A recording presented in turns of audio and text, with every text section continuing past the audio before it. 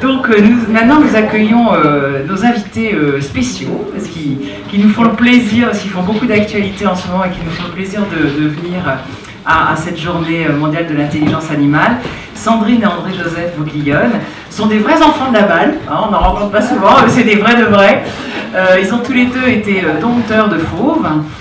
Ils ont éduqué des tigres, des lions à faire des choses pas toujours faciles, et ils ont fait plein d'autres choses, il n'y a pas que ça.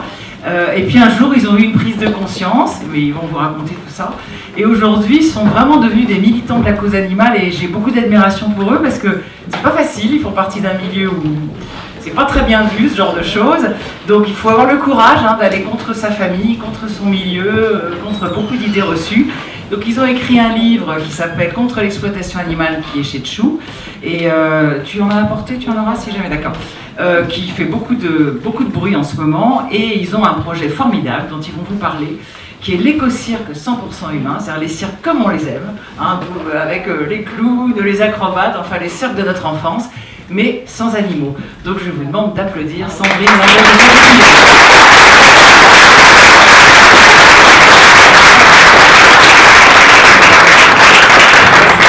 Merci, bonjour. Vous nous entendez? Oui. Ah, très bien. Donc, eh bien, merci à Yolène de nous accueillir ici et à la famille de la Panouse également pour ce cadre merveilleux.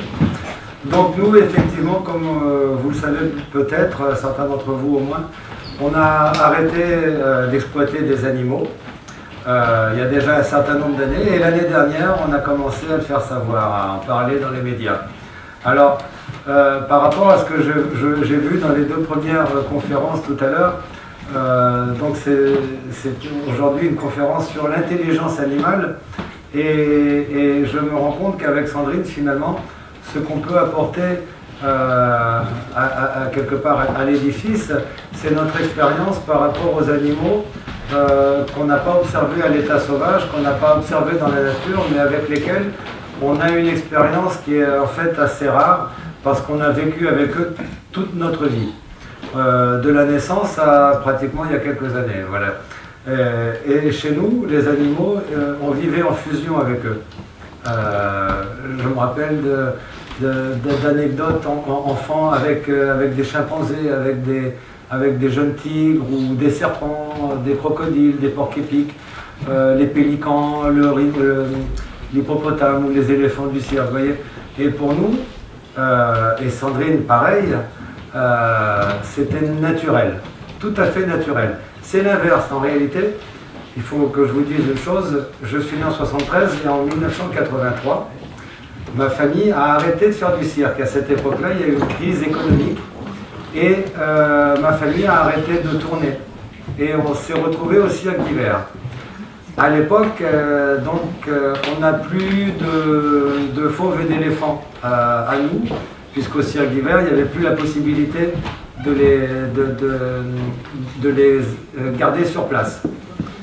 Et donc, je me rappelle de la coupure que ça a été pour moi, pour mes cousins aussi, de vivre dans un mode de vie, en tournée avec des animaux tous les jours, et de se retrouver à Paris, dans un environnement parfaitement citadin, avec un mode de vie radicalement différent. Pour nous, c'était ce mode de vie-là qui n'était pas normal, qui était extraordinaire, un petit peu.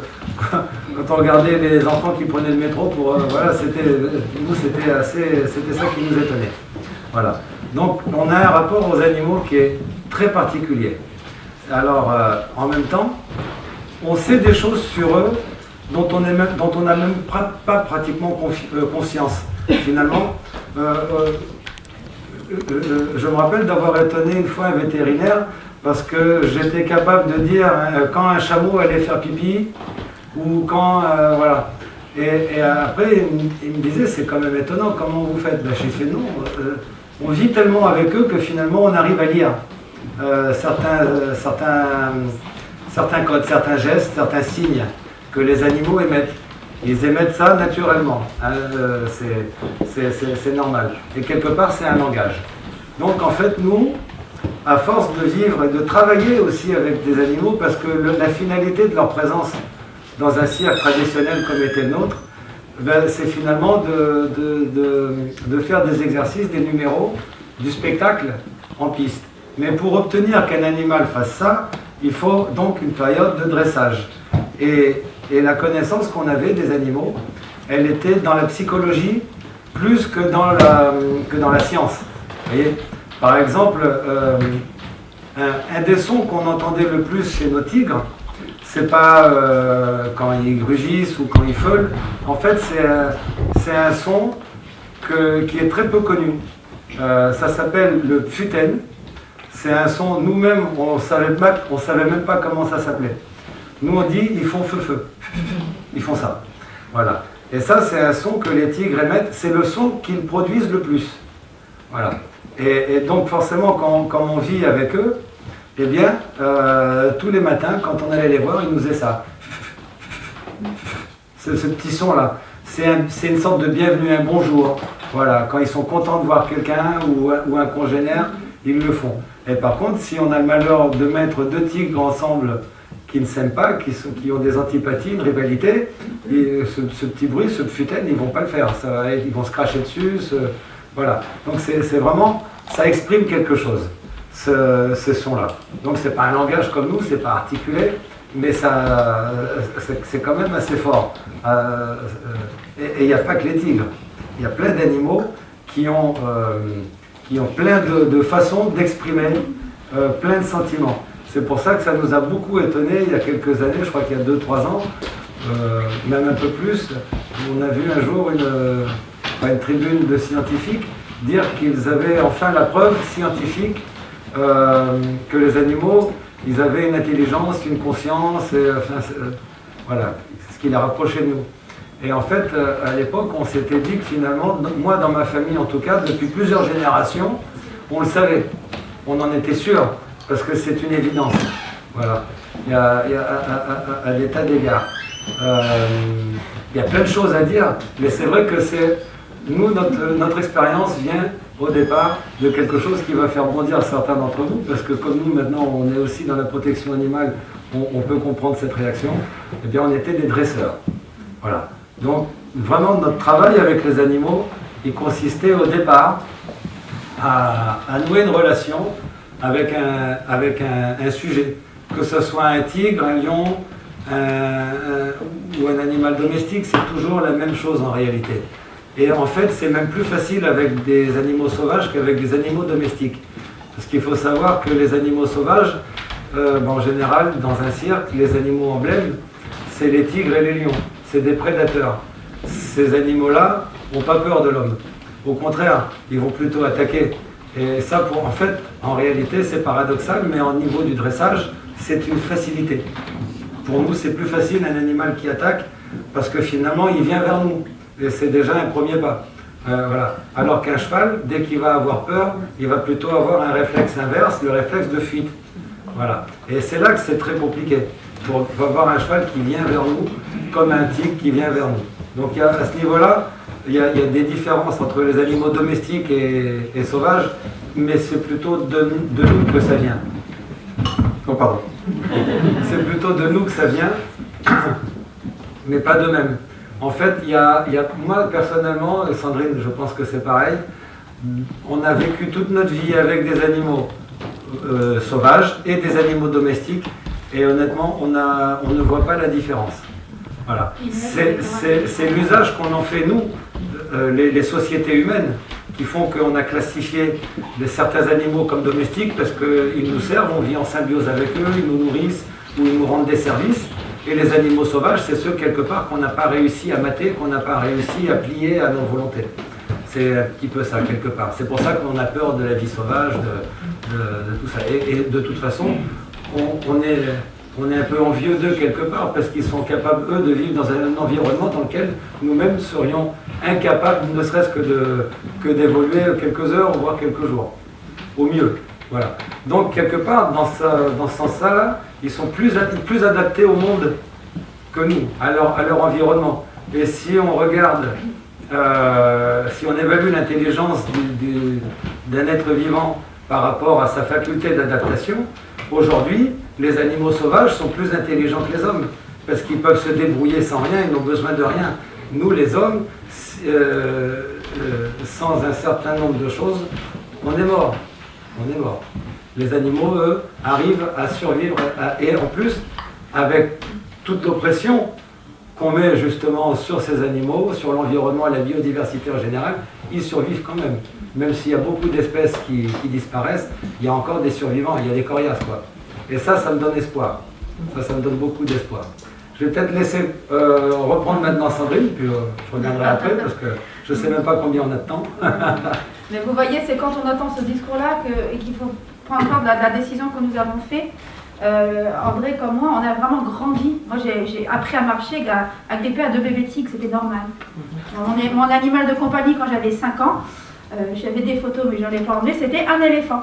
Donc, je prenais par la troupe, c'était l'éléphant de mon père, elle m'adorait, et on se promenait tous les deux sans le moindre danger, sans le moindre signe d'hostilité envers moi. J'étais son bébé, quoi. Donc, et tout ça à travers toute notre vie. Hein. Et on s'est aperçu que vers l'âge de 30 ans, que c'était pas normal. On s'est dit, mince, tout le monde n'a pas ça. Tout le monde n'a pas des bébés tigres en bas de son lit parce qu'il fait froid et qu'il faut leur donner les biberons toutes les 2 heures. Donc ça a été vraiment un choix, même pas crève-cœur, mais un choix où on s'est dit, attention, c'est pas la norme. Qu'est-ce qui se passe dans le monde? Est-ce qu'on peut cautionner, nous, le fait d'enfermer un animal à vie parce qu'il est beau? Est-ce qu'on peut cautionner le fait de continuer à vouloir transmettre ce métier à nos enfants, à nos petits-enfants, alors qu'actuellement, on est vraiment dans une phase critique où on sait que dans les 10, 20, 30 ans, il n'y aura plus ces animaux que nous, pour nous, ils sont familiers, mais ils n'existeront plus sur la planète. Donc, est-ce qu'on peut vraiment cautionner ça? C'est très compliqué en réalité parce que on n'a jamais eu, nous, l'impression d'être maltraitant.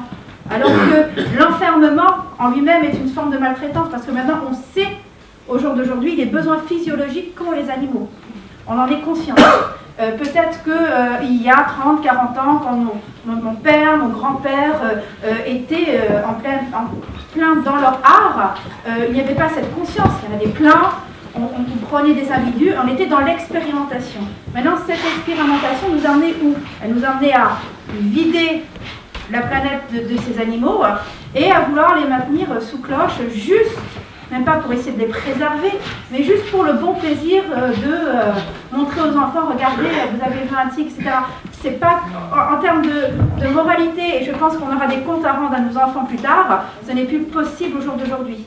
Donc c'est pour ça que cette décision a été vraiment un peu compliquée, et c'est pour ça aussi qu'on a fait le choix de nous impliquer maintenant dans la préservation des espèces en milieu naturel. C'est parce qu'on a un devoir envers les animaux. Ils ont fait la renommée d'un art, ils ont fait la fortune de certains, et alors qu'eux aujourd'hui ont besoin de nous, on les laisse tomber, on dit non, on va continuer, les enfermer, voilà.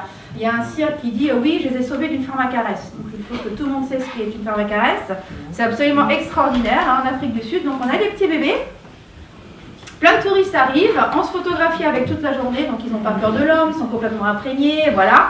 Et ensuite, quand ils ont vers 1 an et demi, 2 ans, ils sont plus exploitables, forcément ils sont un peu trop gros, on les met dans une cage, une sorte de grand enclos, et il y a des chasseurs friqués qui viennent les tirer.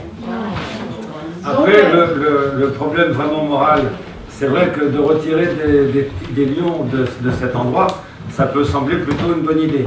D'ailleurs, ils s'en servent comme d'un argument. Le problème, c'est que le lieu qui perpétue ce genre d'activité, c'est des gens qui ont des activités diverses, et ils sont notamment dans le braconnage, dans le trafic d'animaux sauvages. Et finalement, l'argent qui a été donné par ce cirque en question, que je ne citerai pas, au parc en Afrique du Sud, pardon, que je ne citerai pas non plus, eh bien cet argent-là, il est réinvesti dans le trafic, dans le braconnage. C'est pas aider les animaux. Même si c'est retirer une douzaine d'animaux d'un lieu où ils ont finalement, ils sont mieux chez lui, effectivement, mais c'est donner de l'argent à des gens qui vont perpétuer une activité criminelle par rapport aux animaux. Bien sûr. Voilà. Et puis c'est pour leur donner quoi comme destin? Un destin d'être enfermé à vie. Donc c'est très compliqué. Je ne pense pas que moralement, on puisse expliquer à nos enfants, qu'on puisse cautionner ça.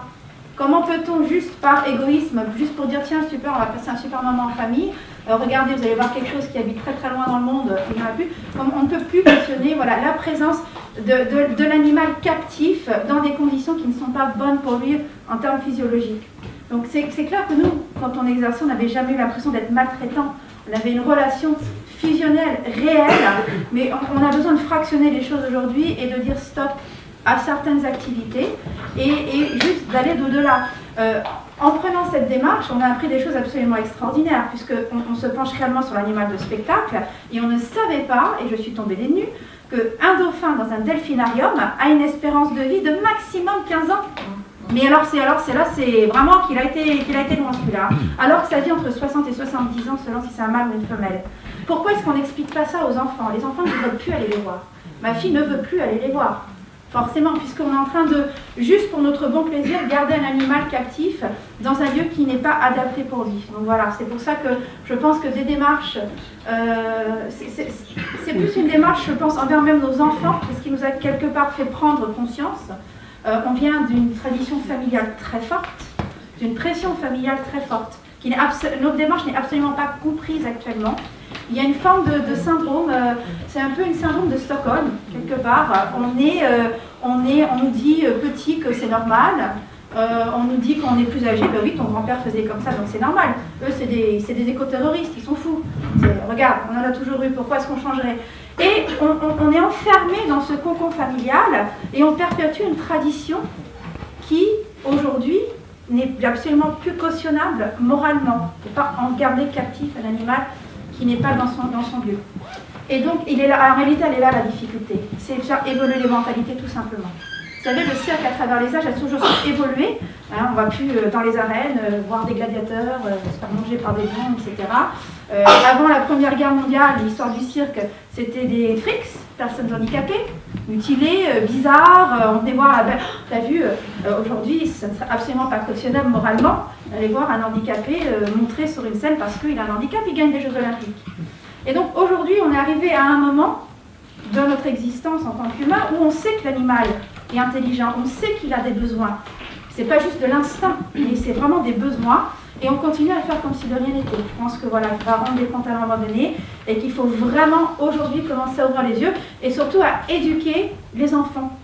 Parce que ce qui se passe en France et ce qui se passe dans leur milieu naturel, loin des yeux, loin du cœur, quelque part ça ne nous concerne pas. On voit des images un peu à la télé et tout, c'est loin. Mais c'est là, ça fait partie de leur héritage, ça fait partie du patrimoine qu'on va leur laisser.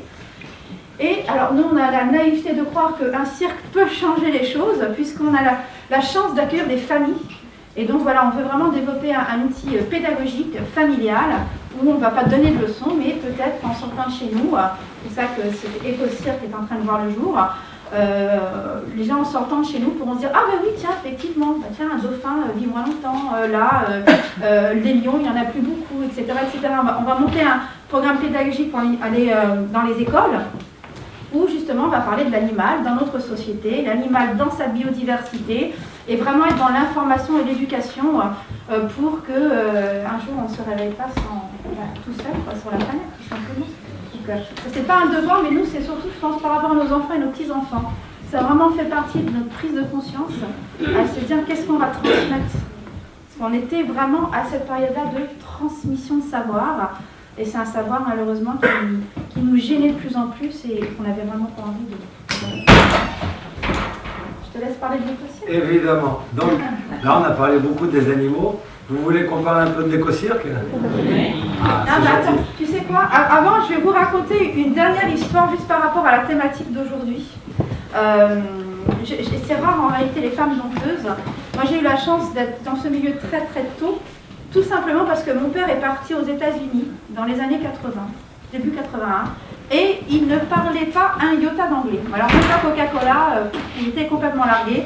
Et il s'est retrouvé au fameux cercle Barnum qui vient de fermer, où il y avait une quantité incroyable d'animaux à dresser, une obligation de résultat, il était juste engagé avec un savoir-faire. Et donc je me suis retrouvée son assistante assez rapidement. Donc voilà, j'ai appris un métier qui était vraiment basé sur l'observation, ça et ça, pendant toute mon enfance, sur plein d'espèces différentes. Et je vais vous parler... C'est très particulier le dressage en réalité quand on est vraiment passionné par ce qu'on fait. Ne croyez pas que ça me manque pas du tout. J'ai qu'une seule hâte, c'est de partir là-bas pour être active.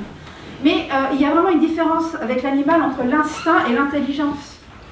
pour ça qu'un fauve, malheureusement, en captivité, est obligé d'être enfermé dans des cages.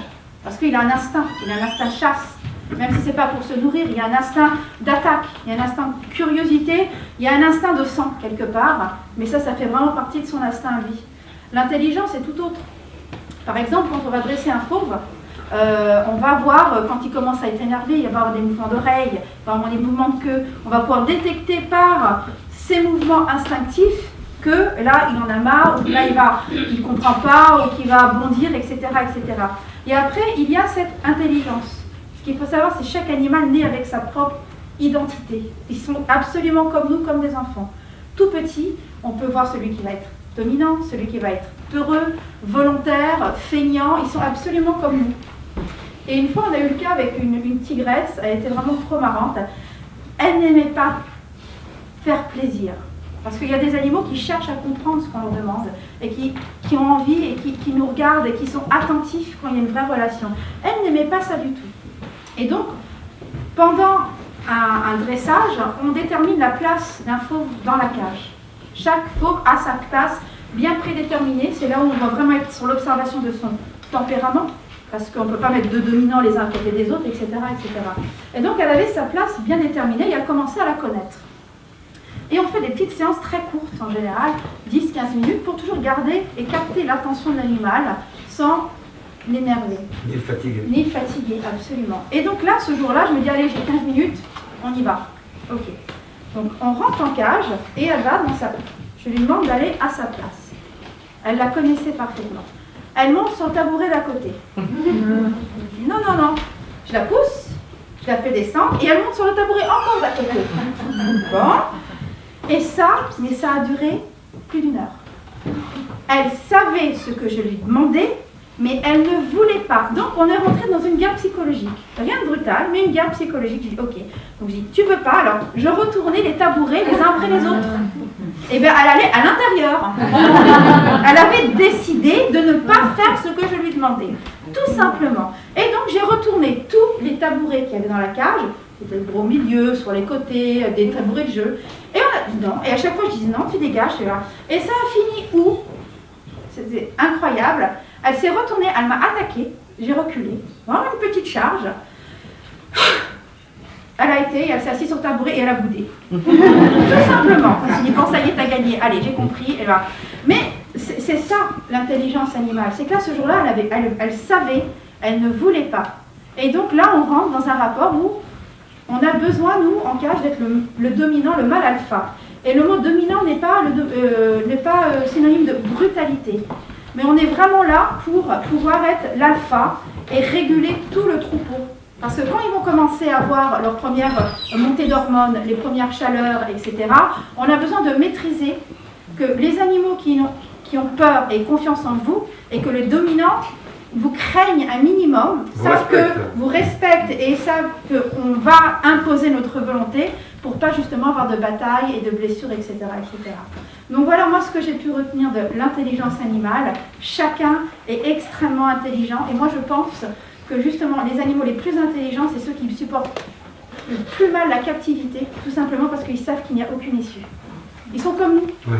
Ils sont comme nous. Il y a des gens, ça va parfaitement bien d'habiter dans un appart bétonné au 7e étage, on est parfaitement heureux. Et il y en a qui rêvent de liberté instinctivement. Et là, c'est vraiment, c'est pratiquement pareil. Donc voilà, ça c'était ma petite histoire. Elle s'appelait Bellana. Elle a fait toute sa carrière avec nous. Elle n'a pas fait grand-chose parce que juste en caractère de cochon, on essayait toujours de stimuler. Mais voilà, ce jour-là, elle avait décidé de se rebeller. Ce qui est intéressant dans ce que Sandrine vient de dire, c'est que ça montre en fait, en réalité, notre travail était un travail d'adaptation. C'est nous qui nous adaptions aux animaux et pas l'inverse. On ne leur demandait jamais systématiquement à tous la même chose. C'est pour ça, il y a certains arguments dans la lutte animaliste par rapport au cirque qui, moi, me font un peu rire parce que finalement, si on voulait, on pourrait les démonter très facilement. Souvent, un argument très connu, c'est celui du cerceau de feu. Sandrine et moi, on était un peu spécialistes du cerceau de feu et je peux vous garantir qu'on peut faire traverser un cerceau de feu par un tigre qu'on n'a jamais vu sans qu'il ait la moindre appréhension pour le feu. Bah, En réalité, voilà, ça c'est un problème culturel. Le feu, voilà, le feu, quand l'animal a été brûlé ou qu'il a vu un feu, il va en avoir peur. À l'état sauvage, ça peut arriver. Mais en captivité, un animal qui n'a jamais vu du feu et qui ne connaît pas les implications du feu, c'est-à-dire la brûlure, la destruction ou l'asphyxie, va regarder le feu comme un enfant regarde un verre d'eau, voilà, absolument innocemment, sans imaginer de danger potentiel généré par le feu. Donc, en gros, pour faire sauter d'un tabouret à l'autre, on avait 2 tabourets très près l'un de l'autre. On faisait pas sauter, mais juste traverser. Ensuite, on écartait de ça par jour les tabourets et on continuait. Finalement, le fauve, sans même s'en rendre compte, il finit par sauter. Voilà, ça déjà c'est pour le saut. Et pour le cerceau-feu, c'était très très compliqué. Au bout d'un moment que le fauve savait sauter, alors qu'il n'en avait pas pris conscience finalement, eh bien, entre les 2 tabourets, on mettait une petite barre comme ça, tout simplement une barre, avec rien. Donc au début, il doit s'habituer à la barre. Il saute au-dessus, donc ça va, tout va bien. Et puis après, là-bas, on mettait une petite mèche autour, on mettait le feu, mais très léger, de style une flamme de briquet, et il ne regarde même pas, il passe. Petit à petit, on élargit la flamme. Voilà. Et en fait, on fait comme pour les tabourets, en augmentant la taille de la flamme, et finalement, quand il passe à l'intérieur de la flamme, c'est très spectaculaire, mais c'est exactement comme si vous passez vos mains au-dessus d'une bougie. Si vous vous arrêtez, oui, vous brûlez. Mais en sautant, on ne peut pas s'arrêter en l'air, enfin à moins de tomber, ça c'est dans les dessins animés de Tex Avery qu'on voit ça. Mais sinon, voilà, le tigre c'est pareil, une fois qu'il saute, il a une certaine vitesse et il ne peut pas se brûler. Donc ça c'est un argument. En réalité, on transmet nous nos émotions en tant qu'humains sur l'animal. L'animal regarde dans l'ignorance, il ne sait pas. Oui. Moi, on a eu une fois le cas, quand j'étais jeune, d'une tigresse qui s'est brûlée la moustache sur le feu. Elle n'est jamais ressautée à travers un cerceau de feu de sa vie. Et parce que elle là, a su que ça a brûlé. Et là, même si elle avait confiance en son dresseur, elle s'est brûlée sur la flamme alors qu'elle avait passé des années à traverser la flamme. Et un jour, il y a eu un accident, elle s'est brûlée un tout petit peu. Donc, c'est pour ça que même la confiance dans son dresseur, même si elle est très forte, s'il arrive un accident, ben voilà, l'animal, il enregistre tout de suite ce genre d'informations. Donc voilà, il y a plein d'arguments comme ça qui sont souvent apportés par les militants, qui sont souvent pas forcément très, très justes parce qu'ils sont... Voilà, ils reflètent pas forcément une réalité. On est dans l'imagerie en réalité, on n'est pas dans le réel. Mais le réel du terrain actuellement dans les cirques, ce qu'il faut savoir, c'est que à cause d'une crise économique, il y a beaucoup de cirques qui se sont multipliés, des familles, les enfants grandissaient, donc au lieu d'avoir une entreprise, ben, on en a 2, sauf qu'en 3 ou 4, voilà, mais en scindant, pour ressembler à un cirque, qu'est-ce qui se passe? Bah, il faut qu'il y ait des animaux. Mais donc, quand on est une famille et que chacun a son savoir-faire, il y a quelqu'un qui sait s'occuper des animaux, il y a quelqu'un qui sait faire du clown, du montage, etc. Sauf qu'en se scindant, des personnes qui ne savent pas dresser, qui ne savent pas, qui n'ont pas envie d'apprendre, qui n'ont pas envie d'être dans l'observation, etc., se sont mis à être des apprentis dompteurs et à faire tout et n'importe quoi. Et donc là, il y a une réelle maltraitance. Parce que pour obtenir certaines choses qui sont simples, quand on ne sait pas, forcément, on fait des conneries. Et c'est là où notre métier, nous, on ne le reconnaît plus. Alors bien sûr, on peut, en tant que militant, se dire oui, avec Bruce, c'est pas là où les animaux sont les plus malheureux. Ils ont, certes, pas les besoins physiologiques qu'ils ont besoin, mais ils ont des soigneurs qui connaissent l'animal, des dresseurs qui connaissent leurs besoins, etc., etc. Mais dans les plus petites structures, la maltraitance animale, elle est réelle puisqu'ils ne savent pas s'en occuper du tout. On n'a pas notion de, tiens, on voit des animaux un peu maigres, bah oui, il faut leur donner des fruits, des compléments alimentaires, de l'avoine, etc., etc. Donc là, pour moi, il y a une vraie maltraitance. C'est un peu aussi notre prise de position et notre coup de gueule, c'est que la profession a besoin d'évoluer et surtout, elle a besoin de se rendre compte qu'on ne peut plus cautionner l'enfermement d'animaux aussi intelligents, juste pour notre bon plaisir. Donc nous, à travers le livre qu'on a écrit et à travers cette démarche d'éco-cirque que nous sommes en train de faire, où ça va être un cirque sans animaux mais pour les animaux, voilà, une partie du chiffre d'affaires sera reversée donc, à des projets, on en a quelques-uns en vue actuellement là qu'on va mettre en place, sur des réintroductions de tigres, pour que les animaux sauvages pour le monde, à l'heure actuelle, et alors on continue à exploiter des animaux, c'est juste impossible. En tant mère de famille, moi je ne peux plus le cautionner. Et on espère que voilà, ça donnera l'exemple à d'autres d'essayer de suivre et d'évoluer, et pour leur métier, parce que beaucoup de circassiens aiment ce qu'ils font profondément, c'est un mode de vie, c'est un mode familial, d'expression qui est absolument formidable, et il faut absolument qu'ils préservent ce patrimoine, mais tout simplement en faisant évoluer et en prenant en compte que l'animal est une personne à part entière, ce n'est pas juste un meuble, et qu'il a besoin, voilà, qu'il a d'autres besoins actuellement, besoin de protection et de préservation plutôt que de faire des sauts. Voilà. Est-ce qu'il y a des questions? Ah, alors l'éco-cirque.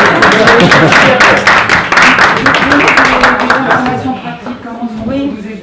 Écoutez, nous on est en train de finaliser. Alors l'éco-cirque, c'est vraiment une énorme évolution. On n'est pas juste en train de faire un cirque sans animaux, mais voilà, vraiment axé sur la pédagogie. Il y aura un chapiteau, le chapiteau va être dédié au cirque, il va être dédié à des concerts, il va être dédié à des conférences, à des projections.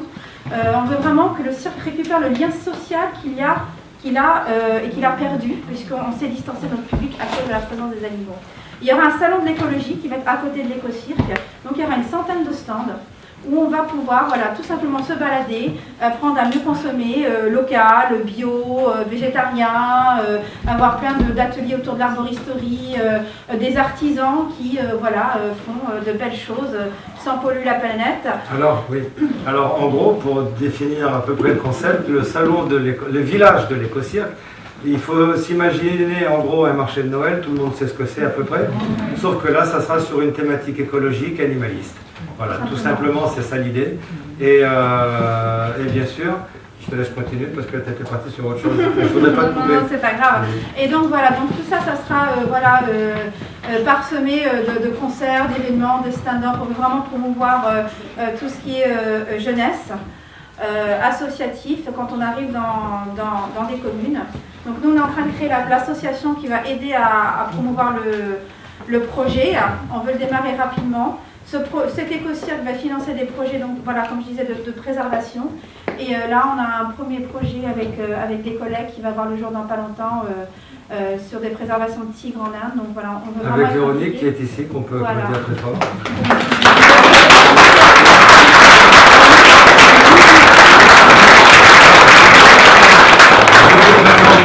Véronique de l'association Procao, qui a travaillé pas mal d'années au Cambodge, je crois, si je ne me trompe, et qui maintenant travaille en Inde, dans des réserves. Et c'est, je pense, avec elle qu'on va, on se connaît depuis 20 ans pratiquement, c'est avec elle qu'on va lancer notre première action, qui est une action pratiquement de réintroduction de tigres à l'état sauvage. Il existe déjà, mais voilà, c'est une mise en lumière qu'on souhaite faire. Et puis comment nous aider? Suivez-nous, parlez de nous, et un autre cirque est possible, voilà, et nous on essaie vraiment de préparer un projet pour les enfants et les futures générations, et un projet qui soit respectueux de l'environnement. Est-ce que c'est un cirque itinérant? Oui. Oui, le cirque, l'éco-cirque Joseph Bouglione sera itinérant, mais pas dans la même fréquence que ce qu'on voit actuellement, même que ce qu'on a fait nous. Pour vous dire, moi quand j'ai débuté en 91, pendant 3-4 ans, j'ai fait 300 villes par an. On faisait tous les jours une ville différente, avec un chapiteau de 2000 places. Aujourd'hui, l'idée c'est d'avoir un chapiteau de 1500 places, pas plus, et de faire des villes de 2 mois. Mais on va faire à peu près en 2 ans, 3 ans, on va faire 13-14 villes maximum. Comme on vous disait, on doit être très impliqué dans tout ce qui est pédagogique. Et donc quand on arrive, il faut vraiment qu'on puisse accueillir les écoles. On a plusieurs ateliers en cours. On va commencer là des interventions au milieu scolaire pour expliquer l'importance et le respect de l'animal dans la vie de tous les jours et dans sa biodiversité. Donc ça, c'est des choses qu'on est déjà en train de mettre en place. Ça va être mis sur notre site internet dans pas longtemps. Et alors aussi... Alors c'est ecocirquebouglione.com. Tout simplement. Alors aussi quelque chose, il faut savoir une chose, l'éco-cirque, ça sera pas, même visuellement, quand vous viendrez sur place, vous serez surpris. Ce sera un chapiteau sans ancrage au sol, donc en charpente, quelque chose qu'on voit très rarement en Europe, enfin dans le monde en général, tout simplement pour pouvoir nous installer dans des lieux où ne montent pas habituellement les autres cirques. Il n'y aura également pas de camion, pas de remorque, pas de semi-remorque, tout sera transporté et stocké en container maritime. Comme ça va nous permettre également déjà de couper tous les frais d'assurance, de paye de chauffeur, d'entretien, de mécanique, de passage aux mines, de remplacement des flexibles et de gasoil. Voilà, parce que ça c'est 40 camions, donc à la place on va prendre de 40-50 containers et on va pouvoir grâce à ça voyager par train et par voie fluviale. Et donc ça c'est un engagement qui est fort pour nous. Également la production d'électricité, qui est un problème habituellement dans un spectacle vivant comme le cirque, parce qu'on a besoin d'énormément de lumière, d'énormément d'énergie, l'hiver en particulier quand il fait froid et qu'on doit tout chauffer. Donc on a à peu près une centrale de 320 kW qui sera entièrement sans émission de CO2. C'est une génératrice qui fonctionne sans émettre de gaz à effet de serre. Et en apport, en plus, on va investir dans une centrale électrique solaire. C'est-à-dire c'est un petit container de 2,50 m sur 2,50 m qui s'ouvre d'un côté et de l'autre et dans lequel sont pliés à peu près une soixantaine de mètres de panneaux photovoltaïques qu'on déplie. C'est très léger, c'est très facile à installer et à ranger. Et ça ne coûte pas non plus une fortune et ça produit 30 kW, ce qui est énorme, en pic de production, et ça c'est du solaire. Ben voilà. Le spectacle également, parce que vu qu'on est engagé par rapport aux animaux, le spectacle sera fait, les costumes seront végans, c'est-à-dire, je sais que ce mot peut faire peur à certaines personnes, mais voilà, ce seront des costumes sans produits matière animale. Pas de plumes, pas de cuir, pas de fourrure, pas de je ne sais quoi, enfin bref, rien d'origine animale. Et la soie, voilà, exactement. Et de laine, enfin voilà. Vous avez ici devant vous, messieurs, dames, le premier dompteur écolo.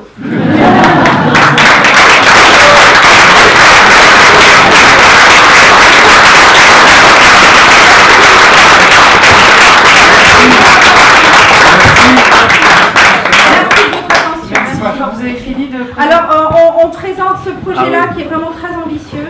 On va le faire certainement en début d'année prochaine. On voulait commencer en fin d'année, mais on va d'abord lancer notre projet de tigre qui va nous prendre beaucoup de temps et ça nous tient vraiment à cœur. Et vu qu'on est vraiment dans l'innovation technologique, on a besoin de temps pour que tout soit au point. Et voilà, s'il y a des petits réglages à faire, maintenant on est en train de jouer la carte de la prudence et ça sera pour début 2019. Mais là, on a fait un spectacle rock'n'roll le 17 juin. On a des petits spectacles qu'on va faire un peu partout parce que on est des créatifs et on a besoin de créer. Et, oui, pour des artistes, c'est compliqué. Depuis un an, on ne tourne pas. Donc là, on a des fourmis dans les jambes pour tourner. Et voilà. C'est juste le besoin de travailler avec des artistes, des musiciens, des acrobates, puis de confronter un peu avec le public. Et ça sera le 17 juin. Normalement à Chanteloup-les-Vignes. C'est une soirée événementielle, c'est pas la tournée, c'est pas encore l'éco-cirque. Hommage aux Rolling Stones. Voilà. Merci à beaucoup. vous. Une question. Alors, une ou deux questions, pas vraiment. Je suis désolée, je suis Il n'y a pas de souci. Excusez-nous, on a démonté un peu. Oui, je voulais savoir, vous parlez de réintroduction de fauves dans leur milieu naturel, mais demain, si les cirques qui sont actuellement, par exemple en France, on va essayer en France, les cirques arrêtent effectivement avec les animaux, que vont devenir les animaux effectivement qui sont actuellement dans les cirques? Est-ce que vous avez prévu des sanctuaires? Est-ce que vous avez prévu des endroits où on peut gérer les alors ça c'est un vrai problème en réalité, c'est qu'on peut se dire voilà plus d'animaux dans les cirques, nanana. Là on a un vrai problème. Donc il y a un sanctuaire pour éléphants. Est-ce qu'on peut vous présenter déjà au moins des sanctuaires? Alors en réalité il faut vraiment réfléchir à ce qu'on demande. On ne demande plus d'animaux de spectacle, mais il faut quand même réfléchir aux animaux en premier, c'est très important. Donc il y a un premier sanctuaire pour éléphants qui a vu le jour dans le Limousin, qui s'appelle Elephant Heaven, qui lui a la capacité d'accueillir tous les éléphants qui sont présents sur le sol français. C'est un sanctuaire européen, mais voilà, le problème n'est pas là pour les éléphants. Il est là en revanche pour les tigres. À l'heure actuelle, on répertorie dans les cirques environ entre 1500, peut-être un peu plus, jusqu'à 2000, de tigres et de lions. En France? En France, uniquement. En France, uniquement. Donc là, on ne peut pas se dire, tiens, on arrête, on en fait quoi? On va avoir un vrai problème. Moi, je pense qu'il faut vraiment réfléchir. On est en train justement de rencontrer des acteurs. Faire un refuge, ça va être compliqué parce que qui va investir des millions d'euros pour quelque chose d'éphémère qui va durer 10 ans? Là, on va être très mal en réalité. Les zoos ne vont pas pouvoir accueillir tout le monde, même avec la meilleure des volontés. Donc il faudrait peut-être aller vers une stérilisation. vers quelque chose d'un peu plus soft, essayer de trouver des places pour les cas les plus urgents et de réfléchir à l'avenir justement de certaines espèces. Dans les métiers du cirque, il continue à y avoir de la reproduction. Il continue tout à à avoir de fait, la oui. reproduction. Et on a un autre phénomène qui va arriver en France aussi, c'est qu'on a nos frontières qui sont ouvertes. Donc il y a beaucoup d'interdictions dans d'autres pays européens et il y a un afflux d'artistes avec animaux qui vont arriver et donc on va avoir encore plus de problèmes avec où restructurer. Donc voilà, il faut vraiment réfléchir. Surtout que certains cirques italiens sont particulièrement opportunistes.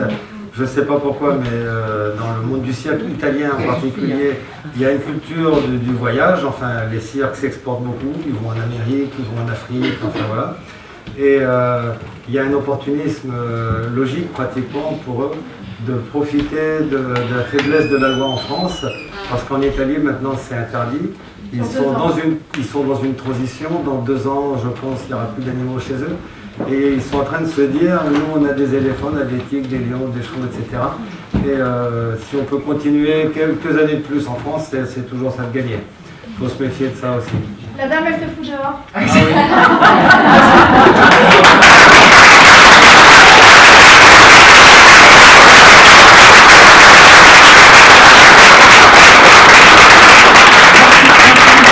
Ce que je vous propose pour en discuter tout à l'heure, c'est qu'après la pause, après Pascal Pic, vous puissiez discuter, signer vos livres. Et avec On plaisir. va installer vos livres tout à l'heure, vous nous faites le plaisir de rester. Merci, donc, merci de votre attention. voilà. Merci à vous.